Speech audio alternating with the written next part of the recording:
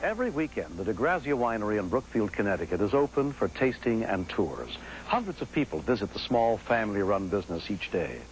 In late September of 1988, the DeGrazia family found out that not all their visitors were as friendly or as innocent as they seemed.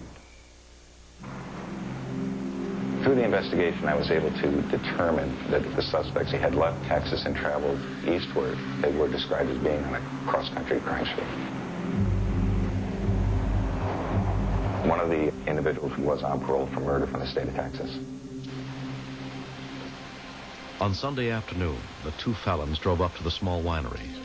Barbara DeGrazia was in the crowded tasting room. There were two gentlemen who wanted to see the owners. I felt and thought to myself they were definitely out-of-towners. I said I would bring them to my husband and he could discuss whatever business he needed to with him. Hi there. Hello.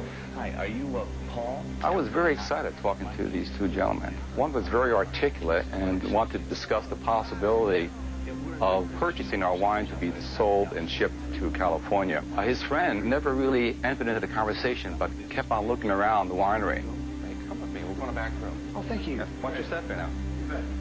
You been up here before? No. The next day, I drove down the driveway.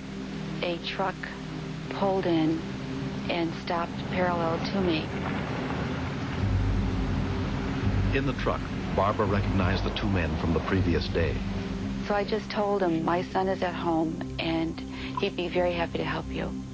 Barbara's 24-year-old son, Mark Langford, was the only one home at the winery that morning. They discussed purchasing several cases of wine. During the course of his conversation, one of the individuals pulled a gun on him and told him that this was a robbery. Hands up! Come on, now come around, huh? Slow. All right. Okay, get the door, I got it. At that point in time, they pulled the gun on Mark and they took him back into the house. All right. You're alone, right? Yeah. Tape the door. His hands were bound with duct tape, and they immediately started to ransack the house. They made a point of telling him that they wanted jewelry. When he told them that there wasn't any jewelry, they insisted that there had to be more jewelry and that they would wait for Mark's mother to come home. Keep it up. Just relax. Get in the chair. The men ripped out all the telephones, then used the cords to tie Mark securely to a chair. He had no idea what they were planning to do next. On the winery's security system of closed-circuit cameras, Mark could see the armed robber's truck parked out front. He announced that he was going to go outside and wait for my mother. He said, don't move, don't do anything stupid, and you won't get hurt. I thought about my mother getting kidnapped or worse, or what they would do to her once they got back. And I knew she would be back any minute. With the rocking chair still tied to his back, Mark managed to get over to the monitor and turn it back on. I saw that their truck was not in the driveway. I just thought the worst. I remembered the upstairs phone. And I thought to myself, this is my only chance to do something. He made his way upstairs and dialed 911. Dispatcher Mike Baldasti took the call. It was about 12:15. Got a call on 911. Person screaming into the phone, I've just been robbed. I've just been robbed. He went on to state there were two white males, and they drove away in a red pickup truck. Told him, hold on. Went over the radio. Headquarters, all units. At a signal 13, which is an armed robbery. Two suspects heading towards Route 133 in a red pickup truck, possible Texas plates. Brookfield police officer Bruce Scott was the first to respond. On my way to the scene, I noticed that vehicle description with the same two occupants headed past me. I turned the vehicle around, proceeded after them, and they started to speed up. I put the overhead lights on, the siren, and they just paid no attention to it. They kept going.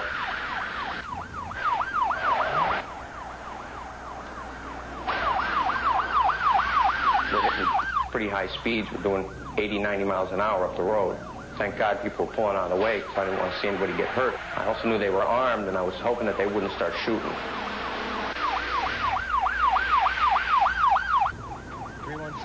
When Officer Scott came back on the radio and advised me he was not able to stop the vehicle, that they were running from him, I again went over the radio and advised the other units this could be the suspects, at which time Sergeant Senior and Officer Waldmiller headed towards Officer Scott's location. 303 will be en route.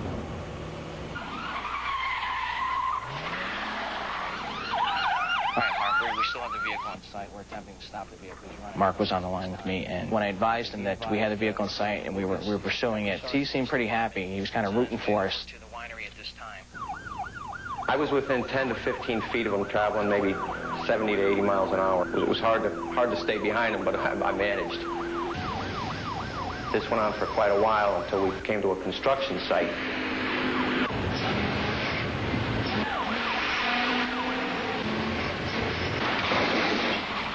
316 HQ. They had just hit a vehicle going through a construction site on 202 North. Okay, Bruce, I'll be catching up in a couple of minutes. I came in right behind Officer Scott, traveling at 70 miles an hour. When you're driving at a high rate of speed, you do get a little bit of a tunnel vision. You're not too aware of the things happening off the roadway. HQ, Roger 316. I notified New Milford Police Department, just north of us, and that we were in pursuit of this vehicle, this red pickup. New Milford officer John D. Giovanni joined the chase. I got a call on my radio that the town of Brookfield Police Department was chasing a red truck into our town. To coordinate the chase across two townships, all information had to be relayed through dispatcher Boldasti. 316 HQ. I was constantly advising the dispatcher as to my location at all times so that they could let New Milford know where I was and also let my fellow officers from Brookfield know where I was. But because they couldn't talk to each other directly, valuable time was lost.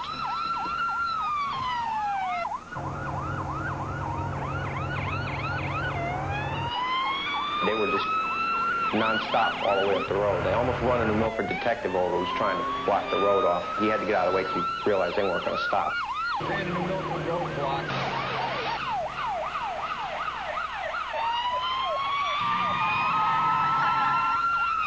The chase became extremely dangerous to anybody in the area, as well as the officers and the occupants of the truck.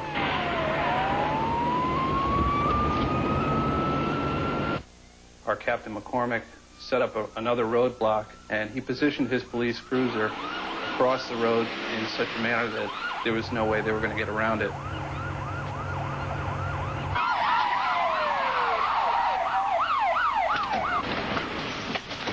Put your hand out the window! Put your hand out the window! First thing in my mind when they stopped the vehicle was to make sure that they were surrendering and weren't going to start anything else at this point. We didn't want the situation to escalate. Where's the gun? No gun! Where's the gun? The call actually was instrumental in apprehending the suspects. The dispatcher did a fantastic job. He got the information and gave it out over the air immediately, and that's what led to the capture of the suspects. Yeah, John. Oh, that's great. I think Mark should be credited. He acted very bravely in what he did. If he had waited out of fear or anything like that, they would have been long gone. The two suspects both had prior arrest records. They were convicted of first-degree robbery and sentenced to 7.5 years in prison. And looking back, I'm thankful that I had a chance to help the police take two career criminals off the street. I was scared for my life. I was scared for my mother's life. But I knew I had to do something to put all the fear aside. How you guys doing up there, huh? A year has passed. The DeGrazia family has gone on with their lives and running the family winery. But Barbara DeGrazia can't forget what her son Mark did for her. Mark worked very, very frantically to call 911. And I know in my heart he didn't want his mother to be hurt.